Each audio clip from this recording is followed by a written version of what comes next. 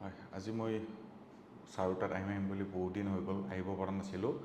আজি আহিলোঁ, ছাৰৰ লগত কথা বতৰা হৈ গ'ল। মোৰ বেক পেইনটো 100% ঠিক হৈ আছিলে। মোৰ মাজতে আৰু অকণমান ষ্ট্ৰেছৰ ফালে গুচি গৈছিলোঁ, মানে অকণমান বাইক ৰাইডিংটো বেছিকৈ কৰিছিলোঁ, সেইটো কাৰণত আৰু অকণমান হৈছিলে। আজি অকণমান মোক মাচল পেইনটো ফ্ৰী কৰাই দিলে। আজি এতিয়া বৰ্তমান খুবেই ভাল লাগিছে।